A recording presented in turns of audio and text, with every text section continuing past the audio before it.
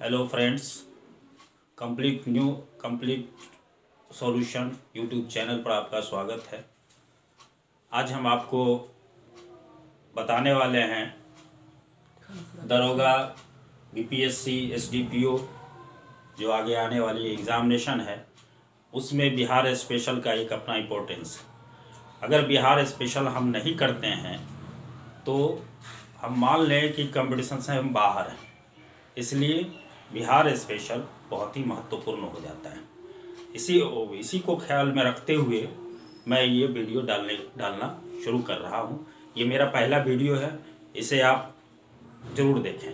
और मेरा दावा है जो भी आप यहाँ पढ़ेंगे उसको मतलब गेट बाय हार्ट यहीं पे हो जाना है। आपको रटने की या रिवीजन करने की कोई ज़रूरत नहीं है, यहीं पे आपको याद हो जाएगा शुरू से। आज हम आपको बताने वाले हैं नामकरण से लेकर के बिहार का और जो वर्तमान स्टेटस है पॉलिटिकल, वो चीज़ आपको अभी हम बताने वाले हैं। ये देखिए, बिहार का नामकरण कैसे पड़ा, नामकरण कैसे हुआ। बिहार का नामकरण का जो हम शुरुआत पाते हैं वो बौद्ध धर्म से हम लोग यहाँ से शुरू करते हैं। बौद्ध धर्म में बौद्ध धर्म के अंगुत्तर निकाय में 16 महाजनपद का जिक्र है। ये तो हम लोग जानते हैं 16 महाजनपद। अब इसको देखिए, ये 3 टाइप का प्रश्न आता है कि ये अंगुत्तर निकाय किस धर्म से संबंधित है। दूसरा, कि अंगुत्तर निकाय में कितने महाजनपदों का जिक्र है। और इसी में 16 महाजनपद है। 16 महाजनपद में एक महाजनपद है आपको मगध। मगध में क्या है, प्राचीन काल, इसको हम 3 भाग में करके हम इसका जो वर्तमान स्टेटस है इसको हम 3 भाग में करके इसको समझेंगे। पहला भाग हम इसको प्राचीन काल ले लेते हैं, दूसरा भाग आप मध्यकाल ले लेते हैं, तीसरा भाग हम आधुनिक काल, और आधुनिक काल में ब्रिटिश काल से प्रारंभ करके और हम अभी जो वर्तमान स्थिति है यहाँ तक हम लोग आएंगे। तो मगध में क्या, मगध एक महाजनपद था। मगध में क्या था कि बहुत सारे चैत्य थे, जैन धर्म से संबंधित था, विहार थे, चैत्य थे, मठ थे, कई शैक्षणिक संस्थान थे यहाँ पर मगध क्षेत्र में। और यहाँ पर क्या होता था, तो बहुत सारे बौद्ध लोग यहाँ आते थे, यहाँ मगध क्षेत्र में। तो वो क्या करते थे, भिक्षु लोग आते थे, वो क्या करते थे, जितने सारे मठ, चैत्य, विहार है, सभी का मतलब भ्रमण करने के लिए आते थे। तीर्थ यात्रा, जैसे आज भी हम कहीं भी जो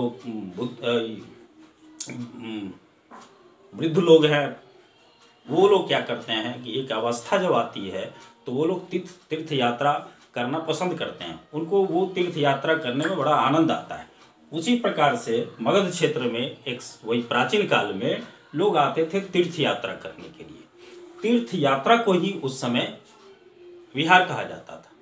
विहार का ही शाब्दिक अर्थ क्या है, तीर्थ यात्रा। और आज भी हम देखें नौका विहार, मतलब मनोरंजन के लिए नौका विहार करते हैं हम लोग, मनोरंजन के लिए नौका पे चढ़ते हैं, आनंद लेते हैं। तो उसी को हम लोग विहार मतलब आमोद प्रमोद के लिए भ्रमण करना, वही चीज़ है जो ये तीर्थ यात्रा होती थी। इसी को हम लोग क्या कहते हैं, विहार कहते हैं। उस समय प्राचीन काल की बात है। अब जब हम आते हैं मध्यकाल में आते हैं, तो मध्यकाल में बिहार का जिक्र हम पाते हैं, वो कहाँ पाते हैं, तबकाते नासिरी में बिहार का जिक्र मिलता है, एक कृतिमाला में मिलता है और बिहार का शब्द का जिक्र मिलता है। तबकाते नासिरी किसने लिखा है, मिन्हास उस सिराज ने लिखा है। कृतिमाला किसने लिखा है, विद्यापति जी ने लिखे हैं, विद्यापति। अब देखिए ये आता है ऐसा, तबकाते नासिरी के लेखक कौन है, मिन्हास उस सिराज। अब इसको याद करने के लिए आपको हम एक तरीका बता रहे हैं कि मिन्हास उस सिराज, मिन्हास तबला बजाते थे, तबकाते नासिरी। विद्यापति, विद्या का पति, विद्या का स्वामी कृतिमाला, उसके पास इतनी विद्या थी कि उसके यश का माला वो पहनते थे, कृति का माला वो पहनते थे। विद्यापति, ये पूछा जाता है कि विद्यापति ने किसकी रचना की है, तो 4 ऑप्शन रहेगा, तो एक कृतिमाला भी रहेगा। तो कृतिमाला आपका क्लियर हो गया कि विद्यापति ने इस चीज़ की, कृतिमाला की रचना की थी। अब यहाँ आपका ये मध्यकाल में मिन्हास सिराज क्या लिखे थे, तबकाते नसरी, और दोनों में बिहार शब्द का जिक्र आया है। उसके बाद हम लोग चलते हैं, अगला स्टेप चलते हैं कि बिहार प्रांत का गठन कैसे हुआ। तो किसने किया बिहार प्रांत का गठन? शेरशाह ने किया। अब शेरशाह, जो लोग बिहार से हैं, जो बिहार के बारे में पढ़ते हैं, वो वाकिफ होंगे शेरशाह के बारे में। शेरशाह ने क्या किया? बिहार प्रांत का गठन किया। और बिहार प्रांत का उसके बाद क्या हुआ? बिहार का जो नक्शा था उसका निर्माण किसने किया? अकबर ने किया। अब यहाँ आपको कोई कंफ्यूजन नहीं होना चाहिए, मेरे समझ से आपको यही है, शेरशाह ने प्रांत का गठन किया और नक्शे का निर्माण, बिहार के नक्शे का निर्माण किसने किया? अकबर ने किया। अब आगे हम अगला स्टेप पे चलते हैं। अगले स्टेप में हम आते हैं ब्रिटिश काल में। ब्रिटिश काल में बंगाल प्रेसिडेंसी थी। ब्रिटिश काल में बंगाल प्रेसिडेंसी थी। बंगाल प्रेसिडेंसी में क्या था? एक बिहार था, बंगाल था और ये उड़ीसा था, प्रांत था। अब क्या हुआ? ब्रिटिश काल में किसी कारणवश क्या हुआ? इसको अलग किया गया। बंगाल को अलग कर दिया गया, बिहार और उड़ीसा को अलग कर दिया गया। अब ये कब हुआ? तो 22 मार्च 1912 को बिहार और उड़ीसा को 22 मार्च 1912 को अलग कर दिया गया। अब सोचिए कि 22 मार्च को हम बिहार दिवस क्यों मनाते हैं? क्योंकि 22 मार्च 1912 को ही क्या हुआ था कि अधिसूचना जारी हुई थी कि ये बिहार और उड़ीसा अलग होगा। और 1 अप्रैल 1912 से ये यहाँ की जो ये सब सचिवालय था उसने काम करना शुरू कर दिया था। देखिए मार्च के ठीक 9 दिन के बाद 1 अप्रैल से क्या हुआ कि बिहार उड़ीसा का जो सचिवालय है उसने काम करना प्रारंभ कर दिया था। अगले स्टेप में आते हैं हम लोग। अब क्या हुआ? ये तो बिहार उड़ीसा अलग प्रांत बना दिया गया।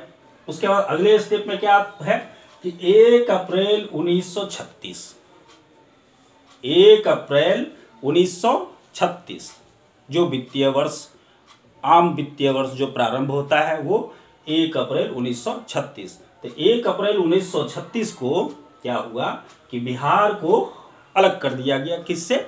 उड़ीसा से। बिहार को किससे अलग किया गया? उड़ीसा से। अब देखिए, उड़ीसा याद हो गया हम लोगों को। अब देखिए अगला स्टेप देखिए।